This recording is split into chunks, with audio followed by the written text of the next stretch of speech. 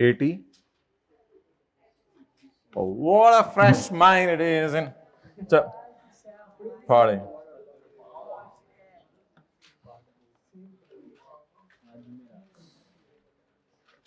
Page number 699. Zahid Enterprise is registered under Sales Tax Act 1990. Zahid Enterprise Sales Tax Act, पहले शक्ल सही बनाए सारे. जाहिद एंटरप्राइज ने सेल्स टैक्स एक्ट 1990, ये कल वाला न्यूमेरिकल नहीं उठाया अभी तक. ओ तेरी उठा दिया करें. नहीं बैठो बैठो. Is registered under sales tax act 1990. ZD is engaged, ZD भी इंगेज हो गया in the business of manufacturing garments.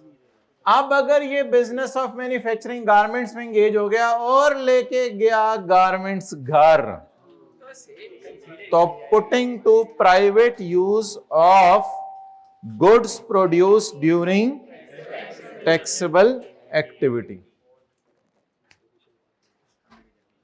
Usman, who recently joined ZD as an officer, has prepared the following computation.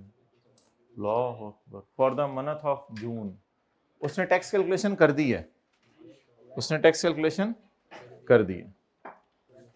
कपड़े बना रहे हैं जाहिद साहब, कपड़े बना रहे हैं. आप क्या कर रहे थे? मे आई गो टू? जल्दी आए, जल्दी जल्दी. मे आई स्टार्ट नाउ? ओके. आप कर मोयो बच्चा. अच्छा, पता ही नहीं, पता है इसका नहीं पता. आप कर मोयो बच्चा पता है आपको पूरा महा, पता नहीं किस point. Zahid enterprise, Usman, who recently joined ZD, has prepared the following computation of ZD's sales tax liability. इसमें एक दो जगह पे ना नोट भी डला हुआ है, नोट 1, नोट 2, नोट 3.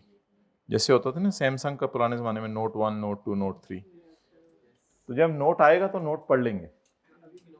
तो अभी इसको छोड़ें. रिक्वायर्ड इन द बत्ती of sales tax act 1990 and rules made thereunder prepare the ZD's corrected computation of sales tax.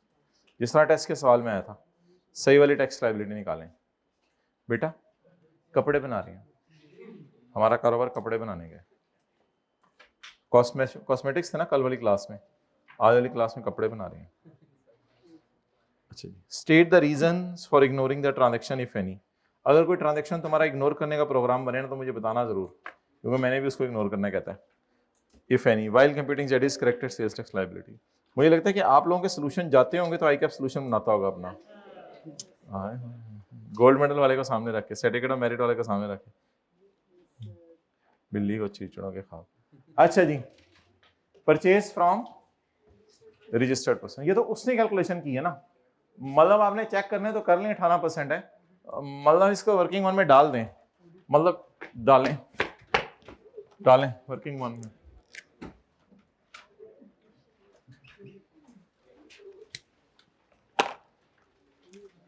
Restart करें इंजन को अपने.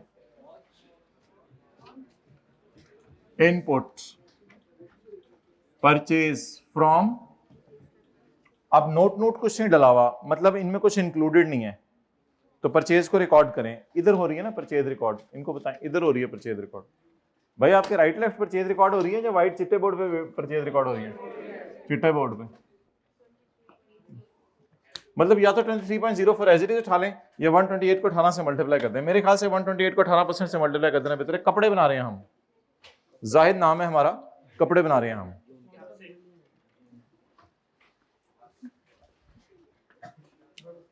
जी 23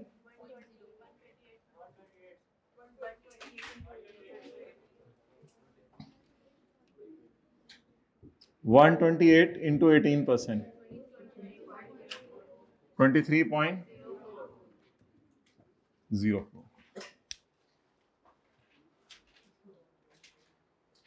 आगे बस परचेज रिकॉर्ड किया रजिस्टर्ड बंदे की.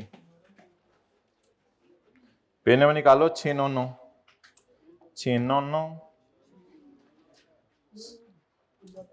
699 699 निकल आया 699।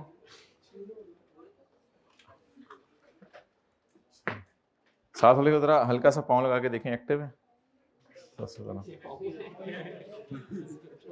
अच्छा इधर देखें भाई, ओ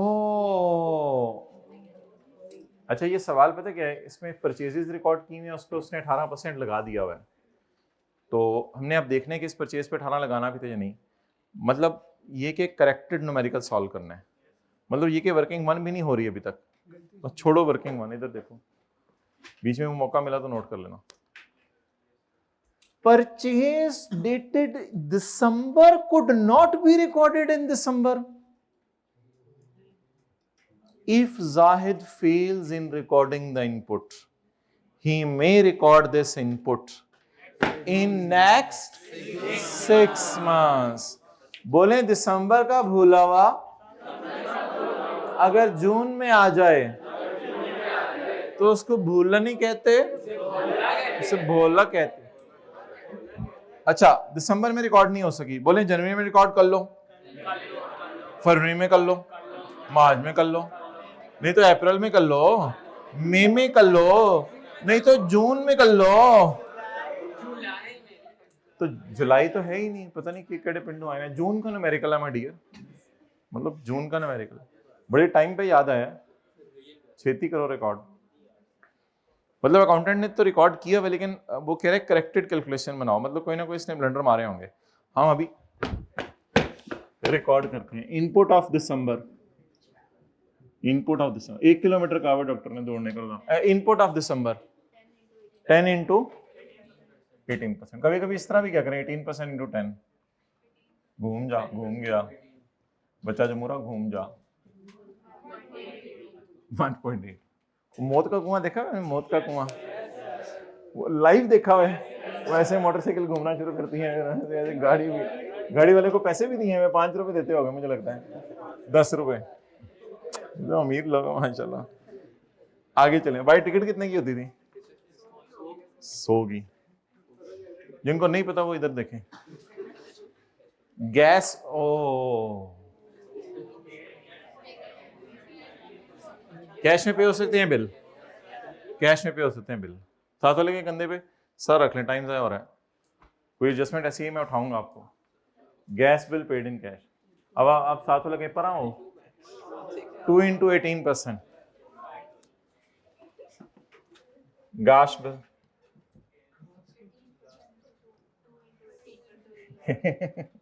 सॉरी 0.36। समोसे, गुलाब जामुन,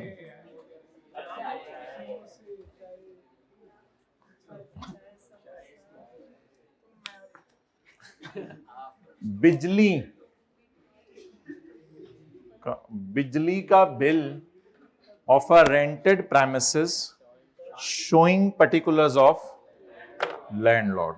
ये जरा पहली दफा टेस्ट हुआ है, इसको देखते हैं।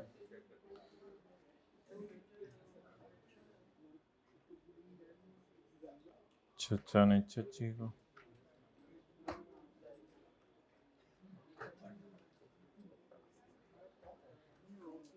परचेज के केस में ना, he holds a tax invoice in his name and bearing his registration number in respect of such supply, and in case of supply of bijli gas bill bearing his registration number and address where the connection is installed, उसका अपना registration number और उसका अपना address होना चाहिए जहां पर वो इंस्टॉल हुआ है। हिज एड्रेस उसका अपना होना चाहिए। इसकी वजह से लोग कहते हैं कि रेंटेड प्रेमिसेस में बिजली का बिल माइनस करना लॉ मेकर डिस्करेज करता है। ये बस वजह है। बिजली का bill of rented premises showing particulars of landlord, हालांकि इसमें एड्रेस वगैरह आपका आना चाहिए था, तो एड्रेस किसका आ रहा है? बस ये एक है अब प्रोविजन, इस वजह से इसको डेड करेंगे। लिख लें सेक्शन 7 का 2, ये सेक्शन 7 का 2 है।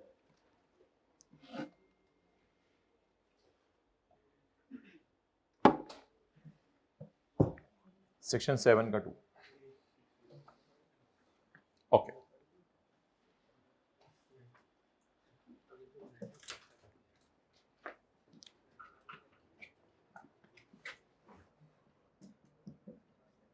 इलेक्ट्रिसिटी बिल showing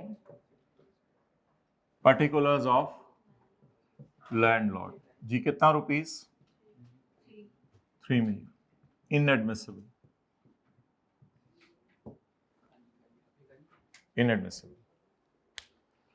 अब जाएं रिक्वायरमेंट बी भी सॉल्व करें, जहां पे पूरा न्यूमेरिकल खत्म होने वहां पे वर्किंग 3 के बाद। वैसे अगले सफ़े पे पेपर में करनी है रिक्वायरमेंट बी। इग्नोर करने की वजह भी तो बतानी है ना, रीजंस भी तो बतानी है। तो लिखें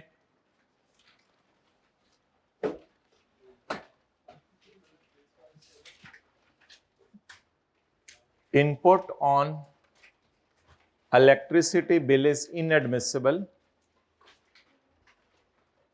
input on electricity bill is inadmissible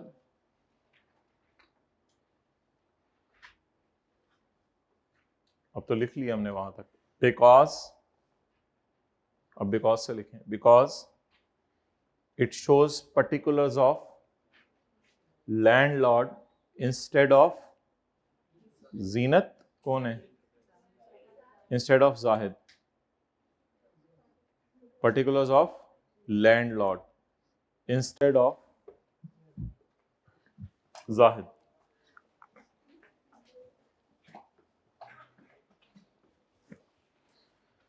okay,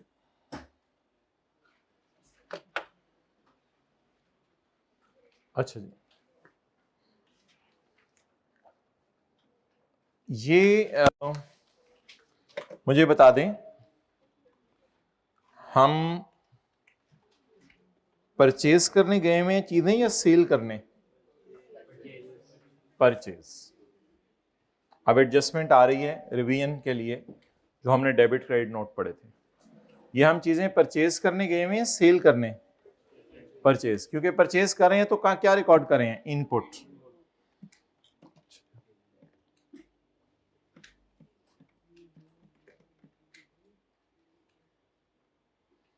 अच्छा, इनपुट की बातें हो रही है ना, इनपुट की या आउटपुट की? इनपुट की बातें हो रही हैं, इनपुट की बातें हो रही हैं। तो मतलब किस साइड की बातें हो रही हैं? परचेज की, इनपुट की बातें हो रही हैं। बार बार लफ्ज आ रहे हैं ना, इनपुट, परचेज। तो फिर ये डायग्राम खोल के रखें। अब पढ़ें और सिनेरियो ढूंढे, कौन से, पहला या चौथा?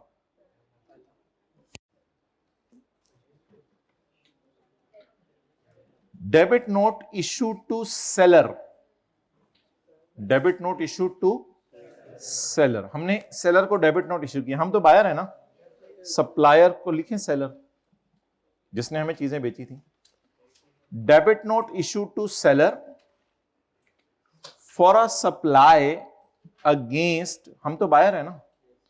Debit note issued to seller for a supply against invoice dated 31 March. मोहतरम, उसने रीजन नहीं बताई डेबिट नोट की। पिछले सवाल में एक सेल रिटर्न थी और एक परचेज रिटर्न थी, जो हमने पिछले लेक्चर में किया सवाल। उसमें एक सेल रिटर्न थी, एक परचेज रिटर्न थी।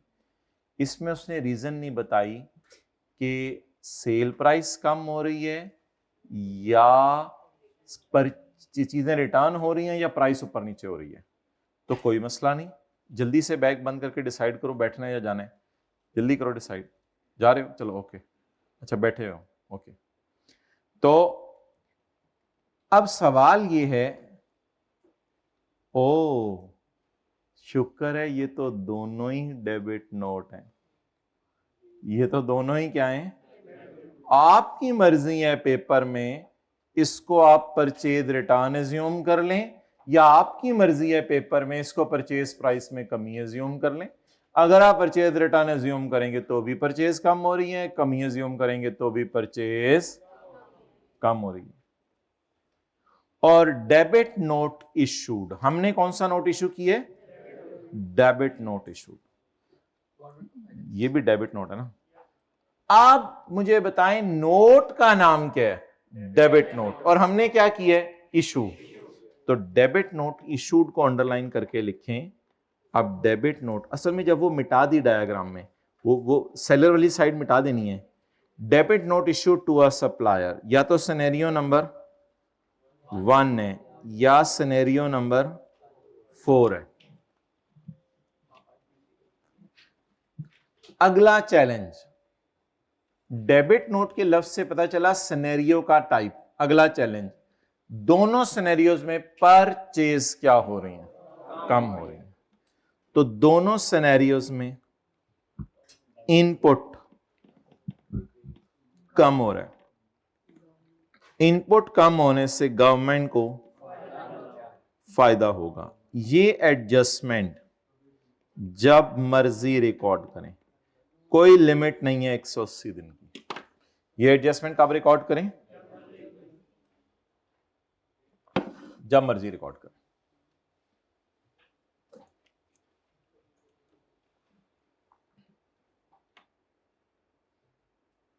डन, चलें रिकॉर्ड करेंगे। ये एडजस्टमेंट जब मर्जी रिकॉर्ड करें, दिन मत गिने। परचेज कब की थी चीजें, परचेज कब की थी, मार्च में, अप्रैल में, जून। वापस कब की, जून में। दिन ना गिने, दिन ना गिने, दिन ना गिने। तो कितने की है परचेज, 6 की। ओ ये ऐड तो नहीं होनी चाहिए थी, ये तो उसने ऐड की नहीं है ना, तो हमें तो परचेज में इसको माइनस करना। Less debit note issue. अब मुझे नहीं पता डेबिट नोट क्यों इशू हुआ है, मे बी या purchase return and may be या purchase price decrease, I don't know. बस डेबिट नोट इशूड भी लिखना काफी है। मतलब परचेज कम क्यों हो रही है ये बताएं। अभी मैंने डायग्राम खोल के दिखाई है आपको।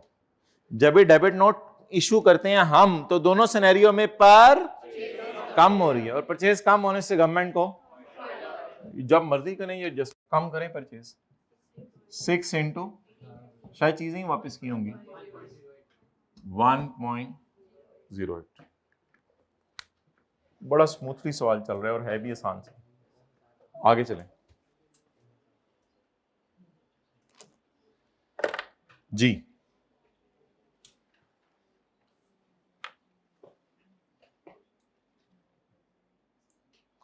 ये याद रखिएगा, सेल्स टैक्स इनवॉइस हमें रिसीव हुई होगी, हमने इशू नहीं की होगी, क्योंकि अभी सवाल किस साइड का चल रहा है, परचेज साइड का।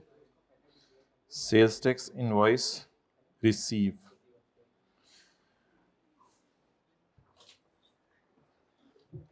मतलब सेल्स टैक्स इनवॉइस परचेज वाली है, मैं ये कहना चाह रहा हूं। आज हमने पेमेंट की है, आज हमने क्या की है, पेमेंट अगेंस्ट परचेज डेटेड 5 अप्रैल। 5 अप्रैल की परचेज की आज हमने पेमेंट की है। मेरे तो ख्याल से मैंने आपको बताया है, जब परचेज हो, जब कैश हो, विच एवर इज, तो ये तो परचेज के टाइम पे रिकॉर्ड हो चुकी होगी। बस मेरे तो ख्याल से इसको इग्नोर करें। परचेज के टाइम पे रिकॉर्ड होती है या पेमेंट के टाइम पे, परचेज के टाइम पे। तो टाइम ऑफ सप्लाई की डेफिनेशन की बुनियाद पर लिखें, जल्दी लिखें, उर्दू में लिखें। टाइम वो तो मैं उधर भी लिखूंगा, उर्दू में वैसे लिखें कहीं। उर्दू में पहले कॉन्सेप्ट तो लिख लें। परचेज रिकॉर्ड होती है अर्लियर ऑफ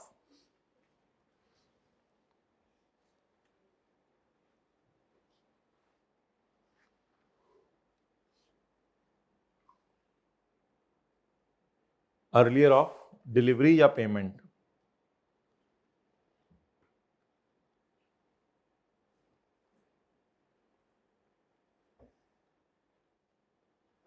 भाई उस सवाल के साथ लिखनी थी, तो जनरल रूल्स लिख रहा है कहीं जाके। अच्छा चलो आप उधर लिखो, अब छोड़ दो, मैंने क्या कहना है, जाओ उधर जहां थे। इसलिए मतलब कंक्लूड भी तो करना है ना, मतलब मैं भी नहीं पता चलता फिक्रा मुक गया नहीं मुकिया। इसलिए ये अप्रैल में रिकॉर्ड हो चुकी होगी, ये अप्रैल में रिकॉर्ड हो चुकी होगी।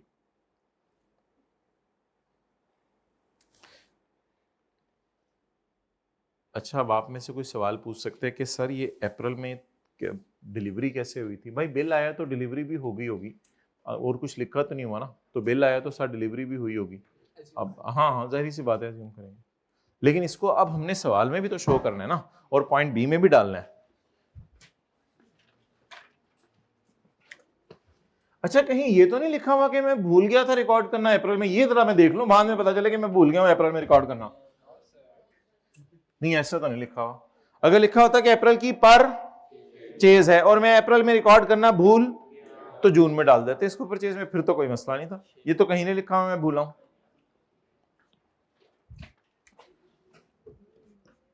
Purchase of April already recorded, तो इसलिए inadmissible,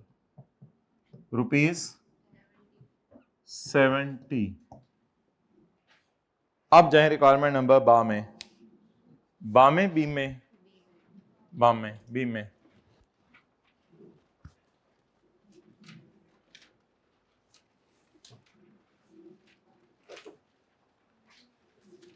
payment of purchase of April, payment in June payment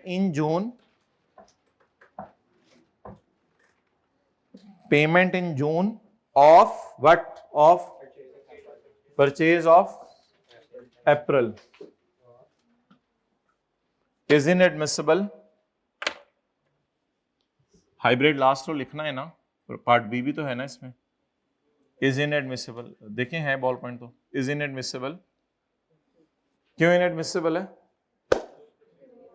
because already recorded in April.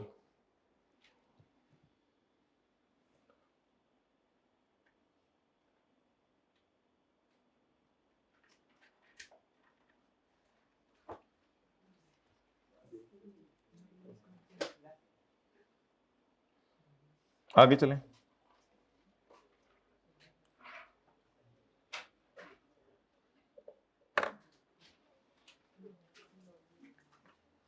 Payment of सूबे का सेल्स टैक्स अगेंस्ट आ ट्रांसपोर्ट की रसीद डेटेड ये for sale to EPZ. This is for sale to EPZ का आज एक नया कॉन्सेप्ट मैंने आपको देने पिछले से हट के, मेरे कहने पे फिलहाल ये एडजस्टमेंट आज के सवाल में नहीं है, बाकी स्क्रैप छुपा हुआ है, सारा स्क्रैप छुपा हुआ है सवाल में। इसको थोड़ी देर के लिए जरा साइड पे फेंक दें। वर्किंग नंबर कौन सी होती है हमारी? 2.1। वर्किंग 2.1, वर्किंग 2 तो इधर हो जाएगी ना इंशाल्लाह, वर्किंग 2 तो इधर हो जाएगी। वर्किंग 2.1 पर चेज फॉर या ट्रांसपोर्ट की payment for sale to EPZ. Purchase की फिगर बता दें। 8। अच्छा, अगर सूबे का सेल्स टैक्स 13% दे देना तो लगा दीजिएगा।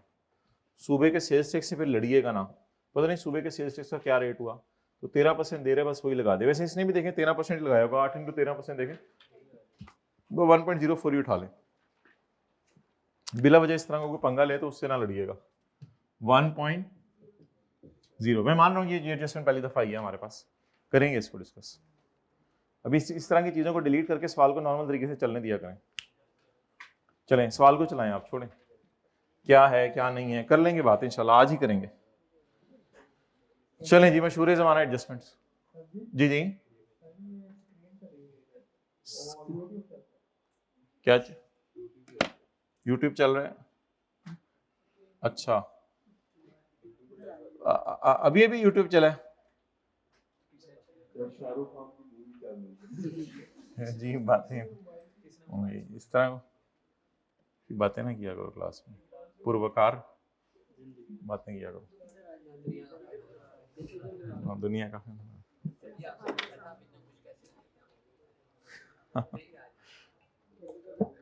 भाई खुश रहने के लिए बस नेमतों पे शुक्र किया करो, और जो प्लस माइनस होता है उस पर सब्र किया करो।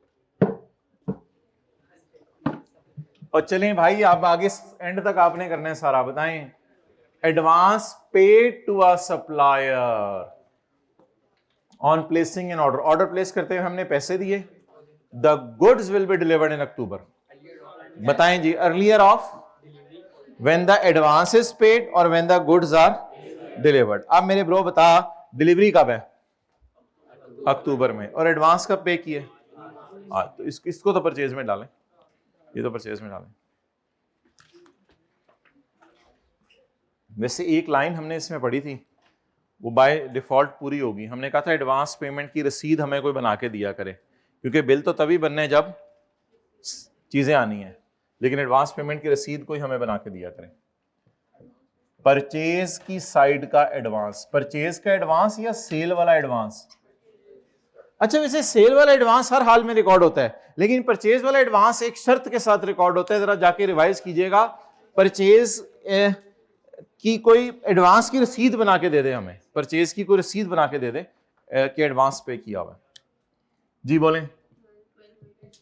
इनटू, ठीक है 16 कर दें, ऊपर से ही पॉइंट के बाद 2 डिजिट यूज हो रही है।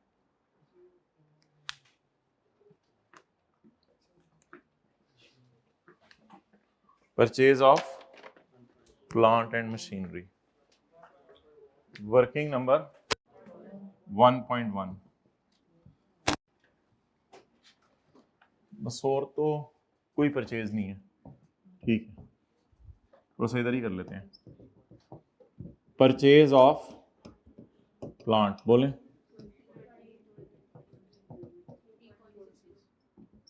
$3.6, वर्किंग टू जरा खुली खुली कर लेंगे। चले आगे। But this purchase is for sale to फलां।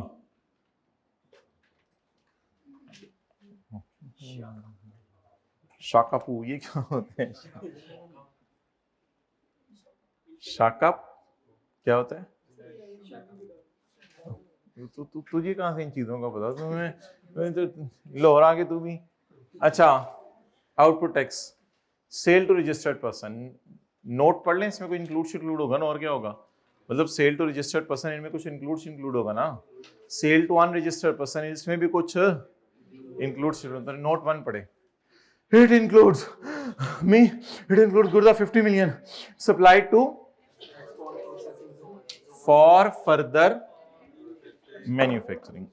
अच्छा जी, आज हम पिछली जो सारी क्लासों के अंदर पढ़ा हुआ है उस सारे को रिवर्स करने लगे हैं। मतलब वो भी सही हुआ था, लेकिन आज एक एक्सेप्शन आपको बताने लगे हैं।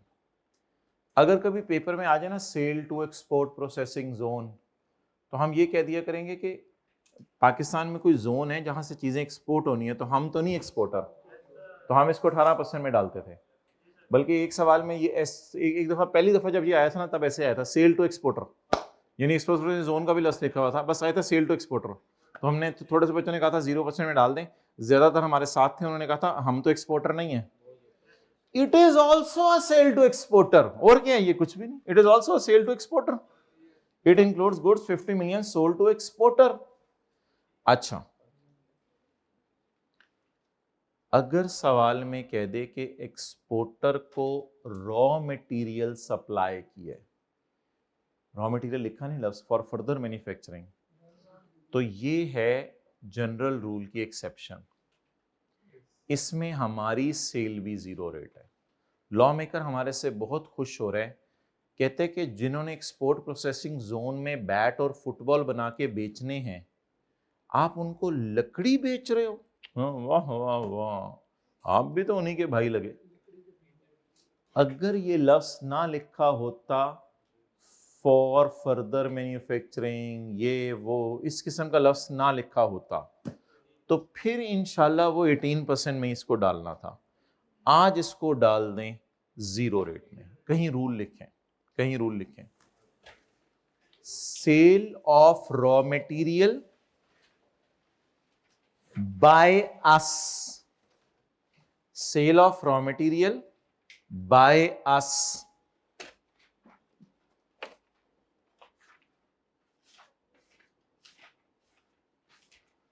to APAZA, sorry EPZ, to export processing zone, to EPZ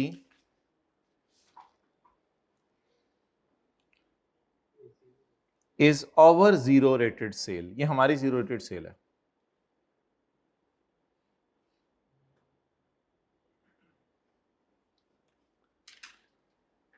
अब आप लोगों ने फ्रेश माइंड के साथ जब आना है किसी दिन, तो हम आपको फिर बार बार ये दिखाएंगे कहां पे क्या करना है, ठीक है।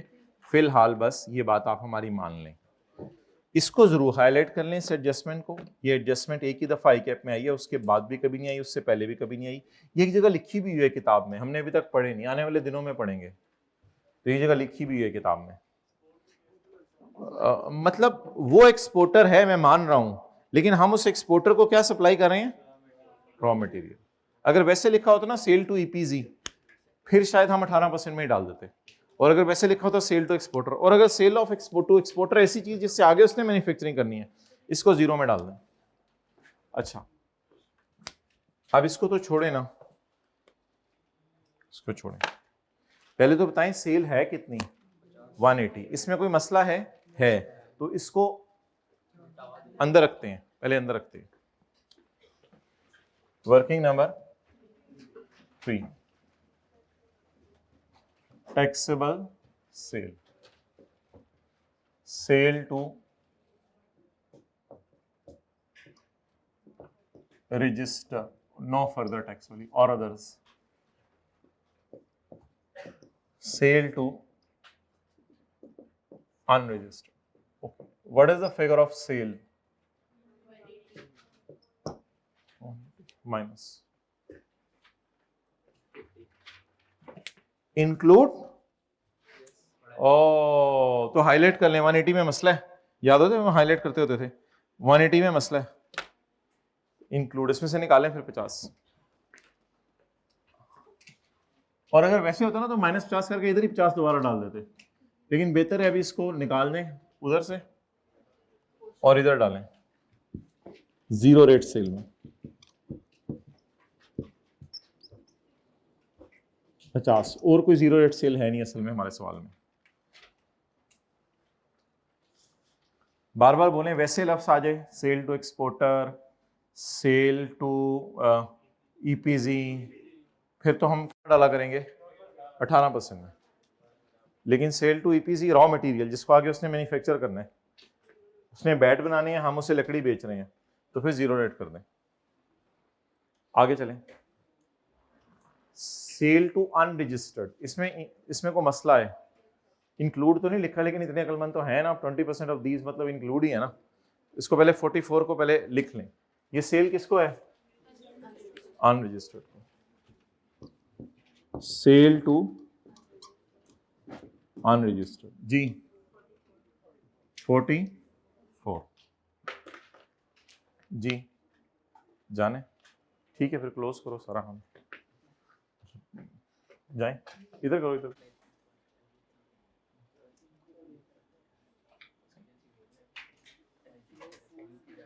भैया आज तो कोई नहीं है ना, कल ही होगा। ओके, सेल टू अनरजिस्टर्ड, चले कितना? 44। इसमें से 20% किसको है? एंड मोबाइल के वॉइस नोट भी अजीब है। वो कल मैं मोटरसाइकिल किसी का बैठा, वो 2 मैंने वॉइस नोट भेजे, तीसरी दफा मैंने बोला तो मोटरसाइकिल कहता है मेरे से बोल रहे हैं। पता नहीं चलता कब वॉइस नोट रिकॉर्ड करेगा, मेरे से बोल।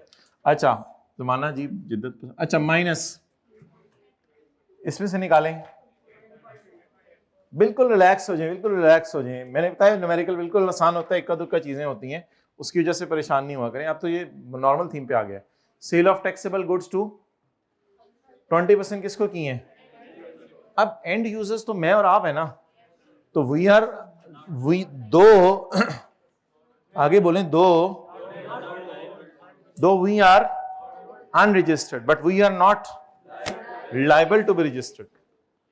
तो सेल टू एंड कंज्यूमर तो मैंने कहा इधर जाया करेगी ना, माइनस।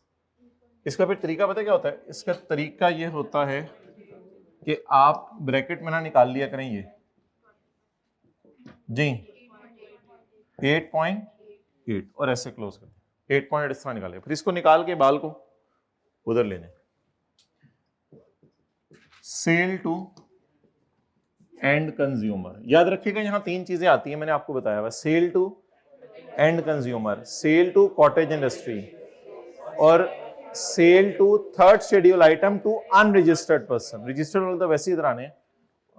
जी एंड कंज्यूमर की सेल 8.8। ये न्यूमेरिकल आसान होते हैं, पहले सेल्स टैक्स करा देते हैं मुझे। अच्छा जी आगे चलें। लें जी, आए ना डेबिट क्रेडिट नोट, जरा देखें आप। सेल वाली साइड है काके मन्ने, सॉरी कौन सी वाली साइड है? और चपेड़ हाईलाइट नहीं करना। अब हमारी कौन सी वाली साइड है? सेल वाली साइड है। चलिए एडजस्टमेंट पढ़ें।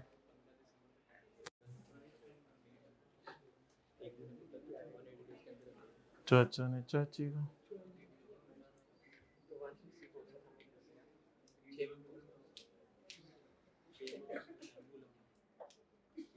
जी हाथ खड़ा करके कौन बताएगा गवर्नमेंट को फायदा है नुकसान है? एक जी बताएं।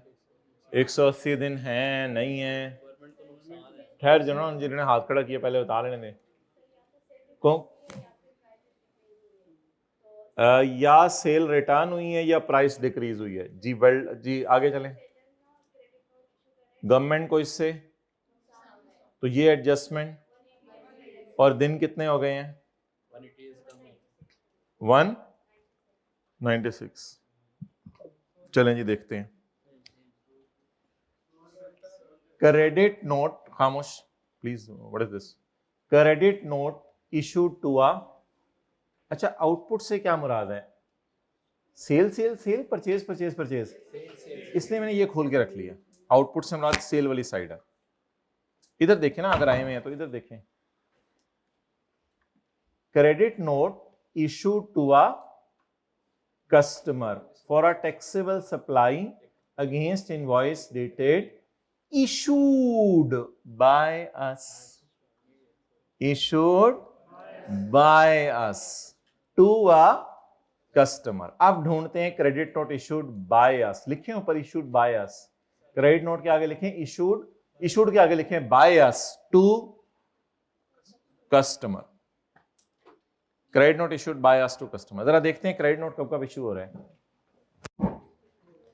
It may be a sale return by unregistered person, it may be a sale price की रिडक्शन। ये तो क्रेडिट नोट से पता चला ना। दोनों सूरतों में ही सेल कम हो रही है, दोनों सूरतों में ही सेल कम हो रही है। तो बोले अगर हम क्रेडिट नोट इशू कर रहे हैं, अगर हम क्रेडिट नोट क्या कर रहे हैं? इशू कर रहे हैं।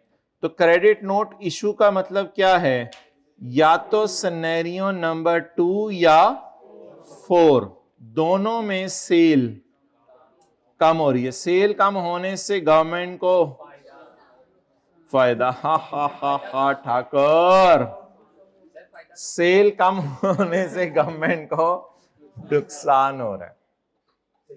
अब ये एडजस्टमेंट कितने दिनों में की जा सकती है? वो 80 डेज में। ये एडजस्टमेंट 180 डेज में की जा सकती है।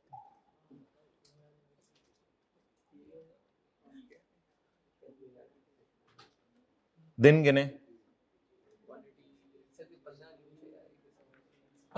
2 दिसंबर से गिनना शुरू करें। 2 दिसंबर से गिना, कैलकुलेटर पकड़ें, 31 - 1 लिखें, 30 दिन दिसंबर के, जनवरी के डालें 31 और फरवरी के डालें 28 डालें, 28 हो गए होंगे पूरे 180।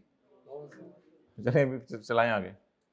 मार्च के 31, अप्रैल के 30, मई के 30, जरा टोटल मारें 181, मतलब 181 डेज हो चुके हैं पीछे, और अभी हम 15 तक डालेंगे तो 190।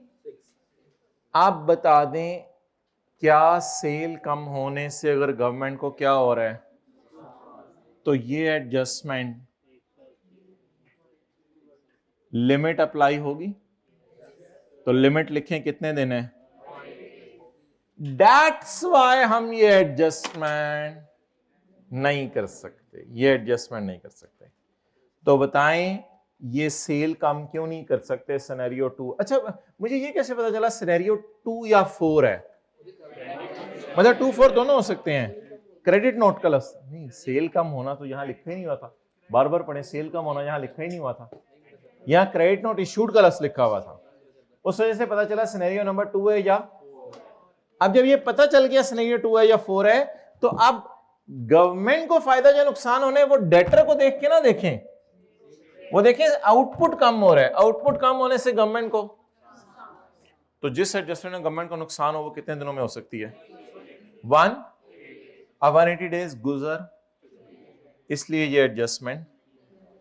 लेकिन अगर एक मिनट, लेकिन अगर सेलर रिक्वेस्ट करे तो 360 भी हो सकते हैं।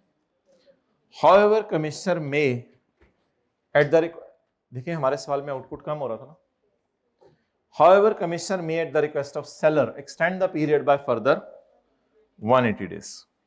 Note number 3. Assume the collector has not extended the time period. Assume करें उसने टाइम पीरियड एक्सटेंड नहीं किया, वो कितने दिन एक्सटेंड कर सकता है, जरा जल्दी बताएं। कलेक्टर कमिश्नर के लिए कभी कभी लफ्ज यूज करता है वो, तो एज्यूम करें कमिश्नर ने हमें एक्सटेंशन नहीं दी, अब तो फिर 180 डेज गुजर गए हैं, तो बताएं डेड करें इसको, सेल रिटर्न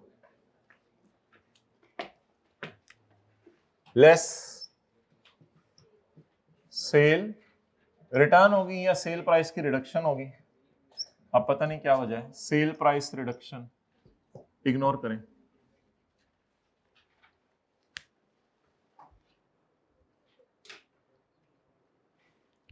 जाएं पार्ट बी में, वो जो अंग्रेजी लिख रहे हैं जहां,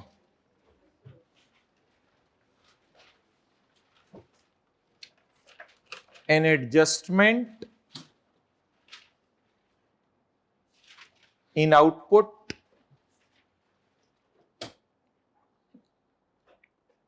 which decreases the output, आगे बता दें, an adjustment in output which decreases the output can only be made within 180 days of relevant supply, within 180 days of relevant supply.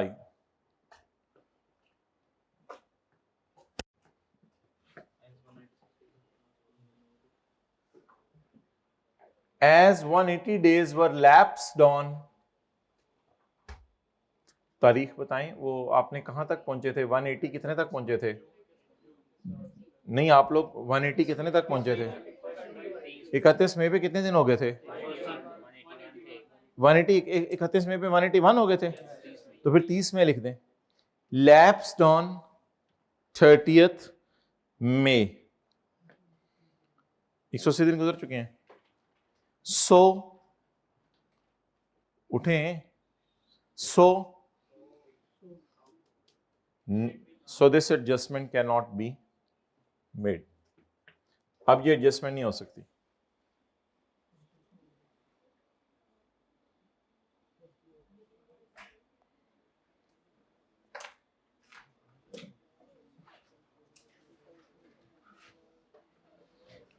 अब आप लोगों ने जरूर मुझे कल तो वो अभी तो हम 45 मिनट का एक लेक्चर अलग से करेंगे, वो तो मैंने आपको बता दिया है, लेकिन उससे अगली क्लास में जब आपने मुझे आना है जरूर याद कराना है मुझे कि हम ये एडजस्टमेंट डेबिट नोट वाली, किधर है डेबिट नोट वाली, ये, और ये एडजस्टमेंट क्रेडिट नोट वाली, तो कल के लेक्चर के अंदर हम इसको बिल्कुल स्टार्ट से शुरू करके एक दफा दोबारा पढ़ेंगे फ्रेश माइंड के साथ, ताकि डेबिट क्रेडिट नोट की रिवीजन हो जाए।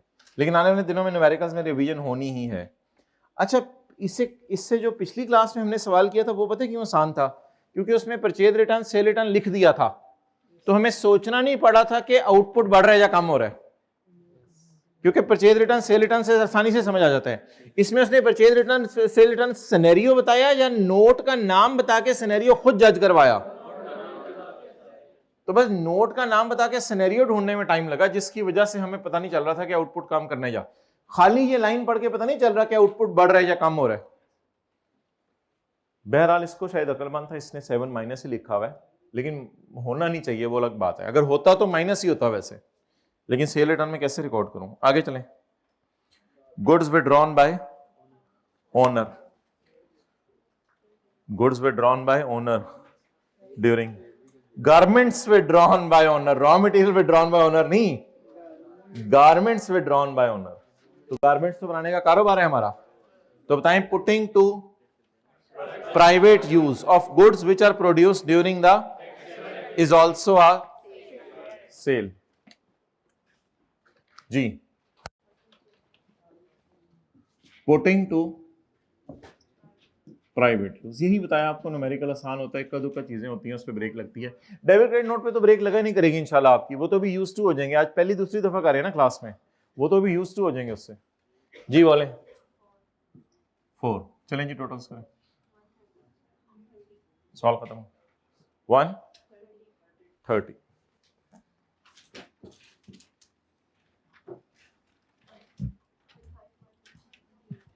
जी, 35.2 ग्रैंड टोटल 178।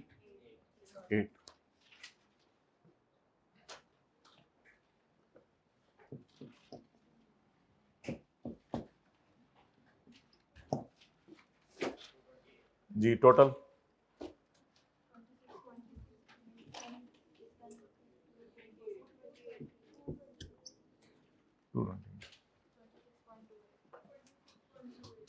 26.28।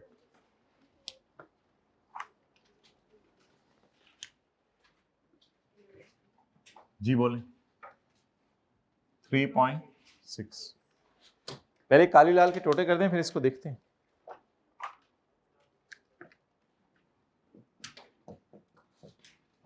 इसके साथ 4 लिखा हुआ था ना जी, काले के तो टोटे करें।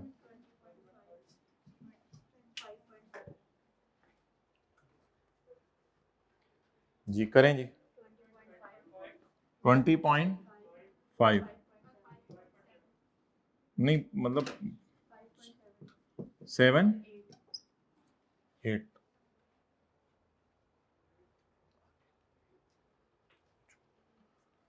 अच्छा, थोड़ी सी जगह छोड़ दें।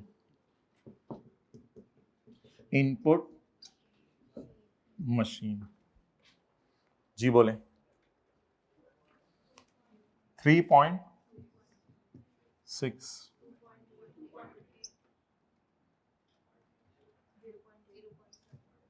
0.8।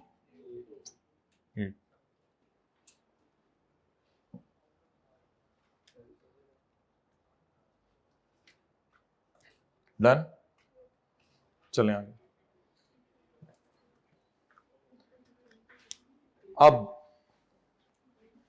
आखिरी लाइन पढ़ लें, ट्रांसपोर्टर की रसीद वाली।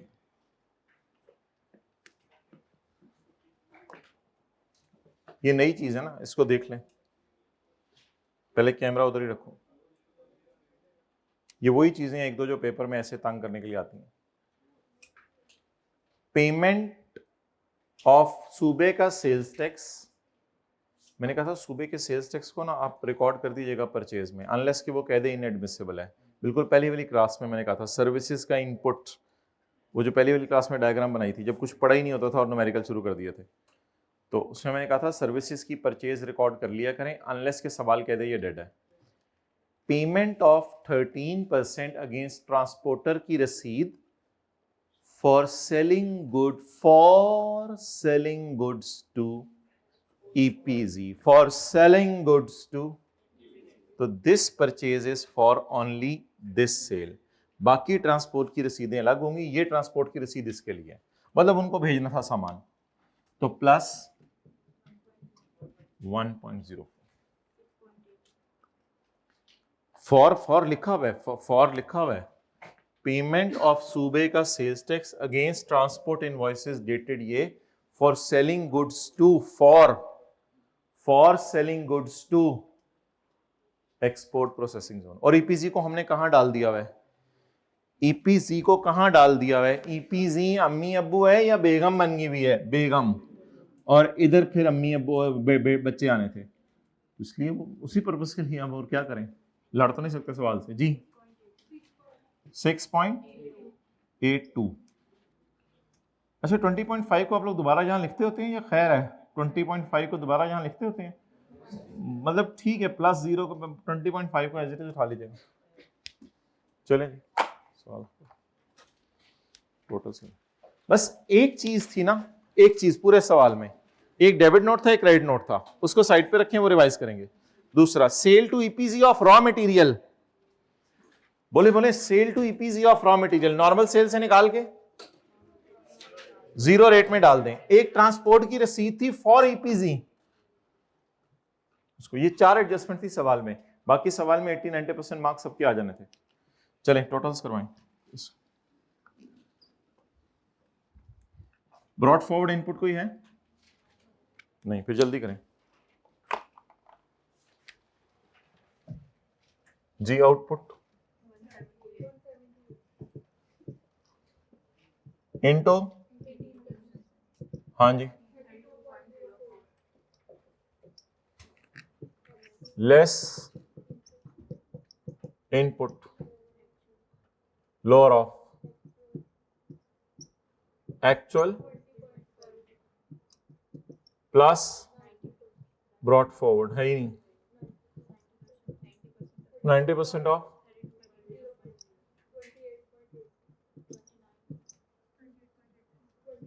चलो जितना भी है उसको वैसे ही लोअर दूसरा आ रहा है 20.5 लेस 2.8,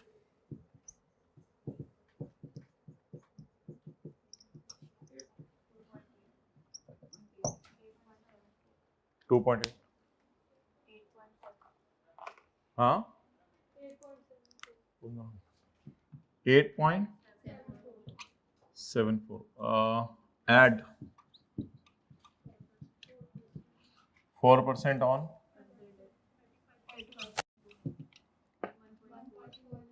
1.41।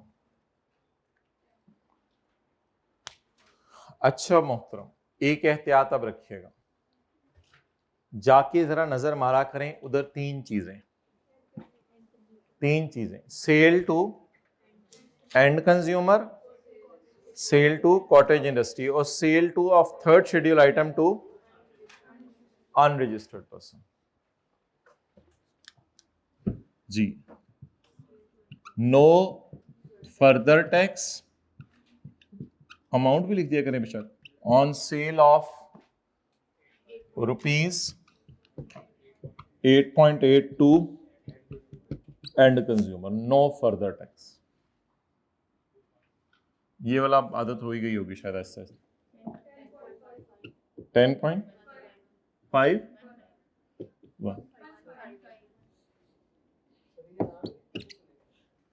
ये, हाँ जी ये लिखना होगा। अच्छा जी मैं चाचा जी refund on zero rate sale, ये रिफंड कितने दिनों में होगा? 45 दिनों में, रिफंड एप्लीकेशन जमा कराने के बाद। 6.82 प्लस 0.8 जी 7.62। ईपीजी को रॉ मटेरियल बेचें तो हमारी सेल भी क्या बन गई आज? Zero rate. बार बार बोलें, नहीं किताबें बंद ना करो my dear, I have to complete the 9 minutes so that we can only teach you for 45 minutes in the next part. So I have to complete the 9 minutes. मेरी भी कुछ मजबूरियां हैं, क्या करूं, मैंने भी जवाब देना होता है। ओके, प्रिंसिपल साहब ने अगर पूछ लिया कि कितना पढ़ाया तो हम उनको क्या जवाब देंगे? ओके, निकालें चैप्टर नंबर 22, थ्योरी का सवाल कोई देखें, चैप्टर नंबर 22 है। ऐसे ना मुंह बनाया करें प्लीज, फ्रेश बैठा करें क्लास में, इस तरह ना किया करें, मुस्कुरा के देखें साथ वाले को।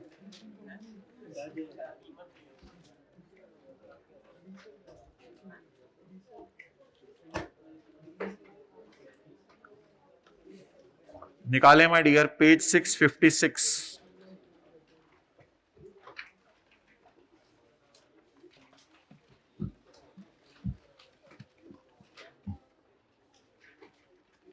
Goods exported shall be charged to tax at the rate of 0%. What are the exceptions to this general rule? पता है आपको तीन चीजें, ओके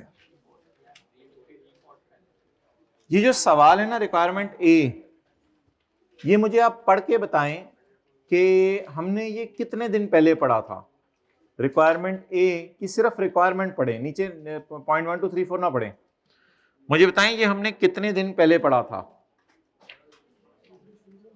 परसों, शुरू में, आज। आज वाला कौन है? ऐसे लोग चाहिए हमें। चलें जी, ये हमने आज तो नहीं, मतलब पिछले वाले लेक्चर में पढ़ा है ना। हद होगी, आज पढ़ा है। और यार ये जो लेक्चर अभी गुजरा है ये कौन सा चल रहा है? 86 में पढ़ा है। 86 में, लेक्चर 86 में, under the provisions explain whether the following persons are required to be registered. क्या इन लोगों ने अपने आप को रजिस्टर कराना है या नहीं? मुझे बताएं कौन सा सेक्शन है, जल्दी बताएं कौन सा सेक्शन है। सेक्शन नंबर किसी को याद है? अगर जबानी तो बता दे कौन सा सेक्शन है। वो हमने पिछले लेक्चर में आपको कहा था कि चीजें रिवाइज भी कराएंगे, वो रात गई बात गई, चीजें रिवाइज भी नहीं। सेक्शन 14। अच्छा वेल, आप तो आप घर से याद कराए होंगे। अच्छा सेक्शन नंबर 14, चलें जी रिवर्स ऑर्डर में चलें। इजी मार्क्स उसने नीचे रखे होते हैं, मैं इसलिए न्यूमेरिकल नीचे से शुरू करता हूं। एक्सपोर्टर ऑफ, ढूंढे पॉइंट 2, हद होगी पॉइंट 2, पॉइंट एफ। आप लिख के आइएगा if exporter intends to obtain the refund on his 0 rate sale, यही सारा लिख के आना है। Then he is required to be registered. पहले लिख के आइएगा इफ एक्सपोर्टर, एन की जगह इफ डालिएगा। If exporter intends to obtain refund for his 0 rate sale then he will get himself registered. Done. Reverse order में चलें। किताब निकालें, वापस निकालें किताब। धुंधी मैं पाया लैपटॉप जेब चे।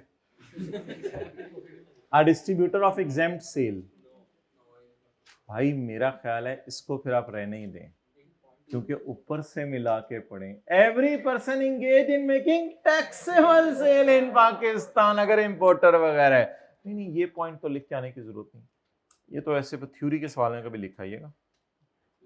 टैक्स मतलब थ्योरी से मुराद है कि उसने ये बताया हो कि person not engage in making taxable sales in Pak. चलो लिखा हो, जबरदस्ती लिख के आना, लिखा हो, मेरे ख्याल से बस जाने दें इसको। आप कहें as he is not involved in making taxable sale, असल में ये गिने चुने लोगों के लिए रूल है ना, जनरल रूल नहीं है, ये कहना चाह रहा हूं। तो एज ही इज, और पुत्र इथे वेख हाइब्रिड इथे ऑनलाइन इथे। ओके वैल्यू वेरी फास्ट जी, बोलें कौन सी सेल कर रही है? रिटेलर की सेल की बेस पे हमने तो कुछ नहीं लिखा था, तो लिखें if he is a tier 1 retailer, मतलब उसकी सेल की बेस पे बड़ा छोटा रिटेलर है। हमने कहीं पढ़ा नहीं हुआ वैसे कि कहीं ऐसा पढ़ा हुआ कॉटेज इंडस्ट्री का पढ़ा हुआ सेल इतनी हो, तो इसके लिखें if he is tier 1 retailer, if he is tier 1 retailer then he is required to be registered. If he is tier 1 retailer then he is required to be registered. हाँ ball point ना खोल रही है how and if नहीं retailer तो ये है ना, दो रिटेलर की सेल की बेस पे हमें क्या पता, सेल तो पता नहीं किसकी कितनी हो। असल में पता है मसला क्या है, हमारे सिलेबस में टियर 1 की डेफिनेशन नहीं है ना, तो हमें कैसे पता चलेगा ये रिटेलर छोटा है या बड़ा है। अच्छा ठीक। However, if he is not a tier 1 retailer, tier 2, cottage industry, big industry. ओ भाई कॉटेज इंडस्ट्री का ऑपोजिट बिग इंडस्ट्री नहीं होता, इसका ऑपोजिट होता है not a cottage industry. Tier 1 retailer का मतलब जो है वो टियर 2 नहीं होता, ऑपोजिट इसका होता है not a tier 1। If he is not a tier 1 retailer, if he is, then he will pay tax through बिजली के बिल। लिखे ना, मेरा पेपर है। Then he will pay tax, मुझे बहुत फिक्र है अपनी। Then he will pay tax through बिजली के bill and is not required to be registered.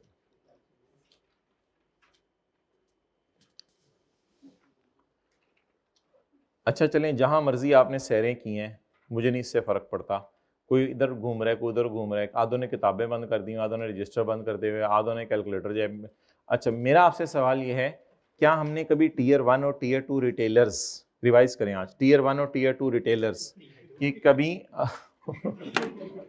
Sorry ये सोबत के असरात होते हैं, ये देखो।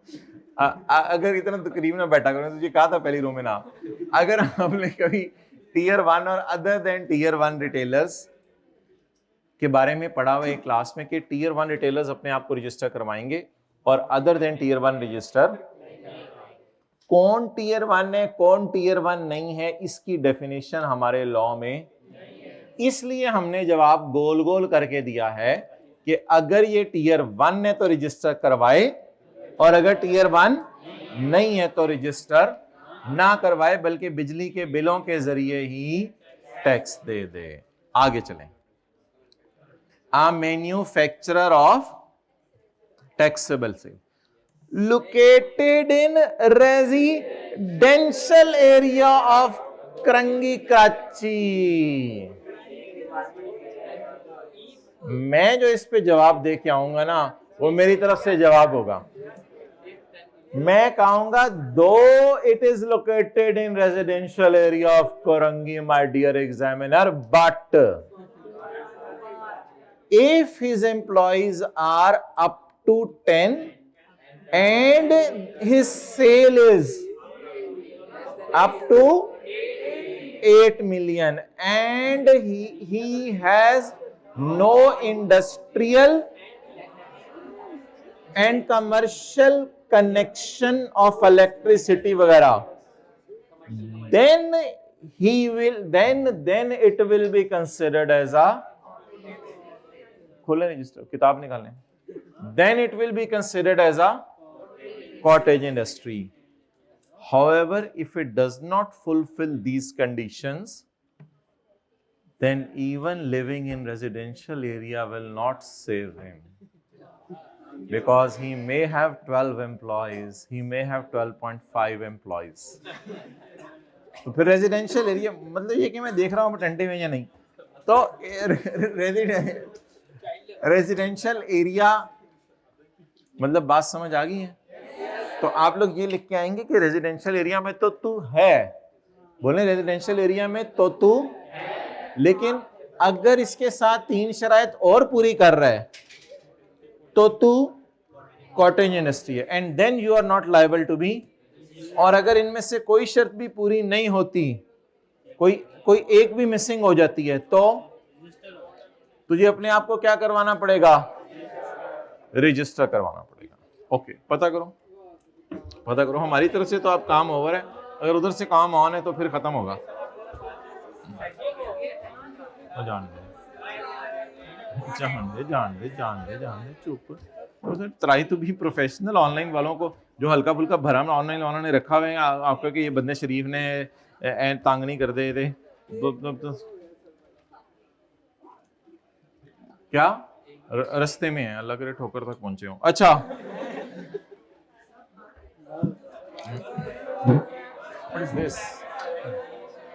Question number 42, difference it's height of anything. ये मैं आपसे एक्सपेक्ट नहीं कर रहा था कि ये आप लोग भी इस हद तक जाएंगे। Difference between zero rate and exempt sale, ये हमने पिछले लेक्चर के अंदर पढ़ा है। Difference between zero rate and exempt sale, मट्टी मुट्टी झाड़ काट किताब। 42 का 2 बताएं, हाथ खड़ा करके। 42 का 2,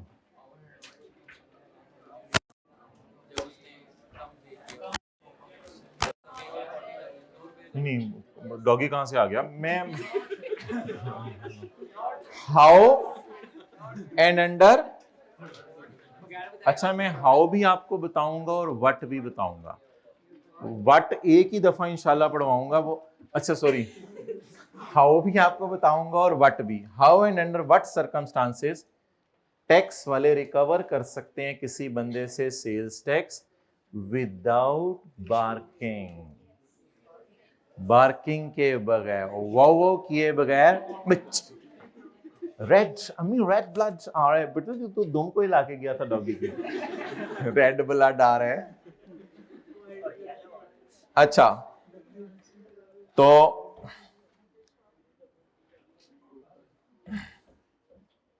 short paid amount is recoverable without notice. How में ये दो बातें लिख के आएंगे, by stopping the removal of goods from business premises and through attachment of business bank account, and under what circumstances. वो सर्कमस्टांसेस नहीं है, सर्कमस्टांस है। वो ये है कि you have paid tax less than indicated. ये इसको दुम हिलाइए, ये आपने दुम हिलाई है, मतलब ए तुसी कीता है, मुंछे कर लो डॉगी की, कुछ भी कर लो। Where a registered person pays tax less than indicated in इस सर्कमस्टांस को करते अगर आप पकड़े गए तो इस तरीके से आपसे टैक्स रिकवर होगा। बहुत अरसा हो गया बच्चों से हमने एक सवाल पूछा था, और वो बच्चे जो है जब वो सवाल देखते हैं तो कहते हैं कि ठीक है आप बात तो सही कर रहे हैं, लेकिन ज़रा हमें बता दें कि ये जो लिखा हुआ है ब्रैकेट में इस बात का क्या मतलब है, ज़रा हमें बताएं इस बात का क्या मतलब है। बत्ती कबीर बत्ती कसी, बोले बत्ती कबीर बत्ती कसी, बत्ती कबीर बत्ती कसी। Okay, under the provisions of खाला जी का act enumerate following distinguish between zero rate and exempt सी। तो ब्रैकेट वाले का मतलब कोई बंदा बताए मुझे पॉइंट सी में।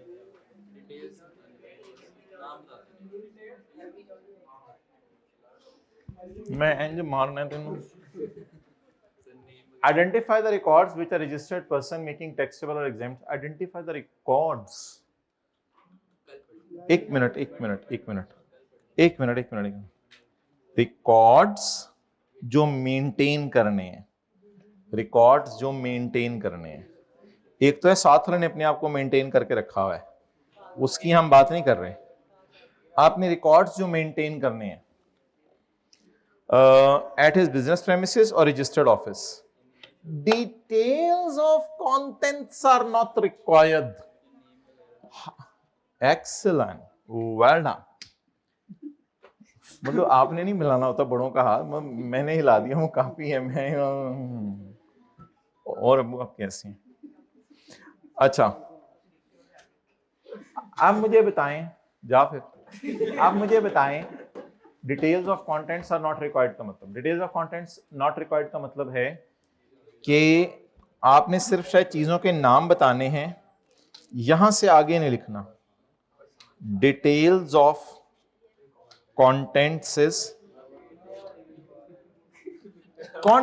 आर रिक्वायर्ड, कंटेंट्स ही ना छड़ आयो मतलब कंटेंट चाहिए, लेकिन डिटेल ऑफ कंटेंट्स इज।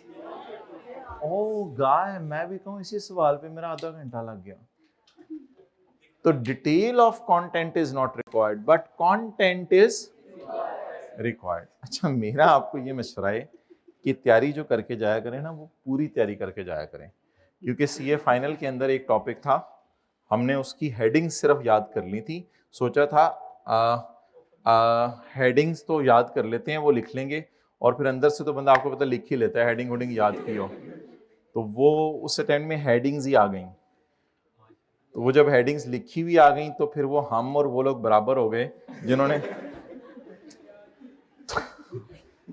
हमने सोचा था हेडिंग्स के नंबर मिल जाएंगे, तो हेडिंग्स उसने खुद लिख के देनी थी।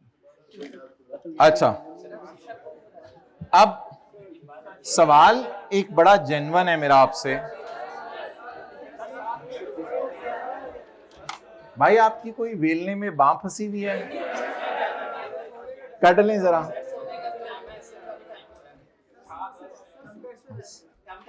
पता करो आगे।